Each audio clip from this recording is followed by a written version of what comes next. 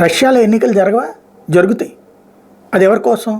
ప్రపంచంలో ప్రజాస్వామ్యం మా దగ్గర బతికే ఉందని చెప్పడం కోసం. చివరికి పుతినే ఎన్నికవుతూ ఉంటాడు. మళ్ళీ ఇంకో 6 ఏళ్ల పాటు ఎన్నికయ్యాడు కదా. మరి సంబంధాలు ఏమైనా రష్యా తెగతెంపులు చేసుకున్నారా? మొన్న ఉక్రెయిన్ మీద గొడవ గురించి చేసుకున్నారు, కానీ అంతకుముందు నడిచిందిగా. చైనాలో అసలు ఎన్నికలు జరుగుతాయి. ఏది? పార్టీలో ఇంటర్నల్గా, అంతేగాని ప్రజలు ఓట్లేస్తారు అక్కడ. కానీ అది మా విధానం అని చెప్తారు. వాళ్ళతో సంబంధాలు మాత్రం తెగతెంపులు చేసుకోదు అమెరికా కానీ, యూరప్ కానీ, నాటో కానీ. ఎందుకయ్యా అంటే అక్కడ చీఫ్ లేబర్ దొరుకుతున్నప్పుడు అట్లా వదులుకుంటామని. అంటే ఒక్కొక్క దేశం దగ్గర ఒక్కొక్కటి. అదే భారత్లో ప్రజాస్వామ్యం గురించి మళ్ళీ పోచుకోలు ఉపన్యాసాలు ఏమంటే 100 ఇస్తుంటారనమాట. ఇప్పుడు విచిత్రమైనటువంటి పరిణామాలు చోటు చేసుకుంటున్నాయి. ఏంటయ్యా అంటే టర్కీ వాస్తవంగా అక్కడ కూడా రష్యా లాంటిది. ఎన్నికలు జరుగుతాయి, కానీ ఎప్పుడు ఎర్డోగనే ఎన్నికవుతూ వస్తున్నాడు.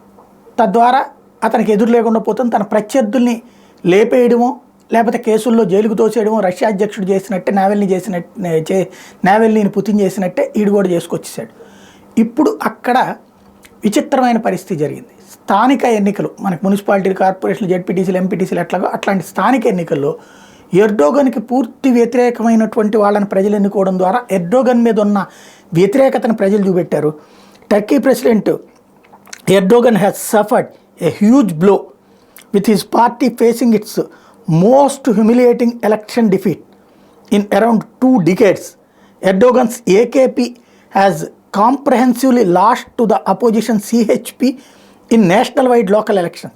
The results have propelled Istanbul mayor Ekrem İmamoğlu to become Erdogan's biggest rival. ఇది ఇప్పుడు ఇస్తాంబుల్ మేయరే కరెక్ట్ అని అతని నేతృత్వంలోని పార్టీకి భారీ ఓట్లు వేశారు. ఎర్డోగన్ పార్టీని ఓడగొట్టారు. తద్వారా భారీ ఎదురు దెబ్బ తగిలింది టర్కీ అధ్యక్షుడు ఎర్డోగన్కి.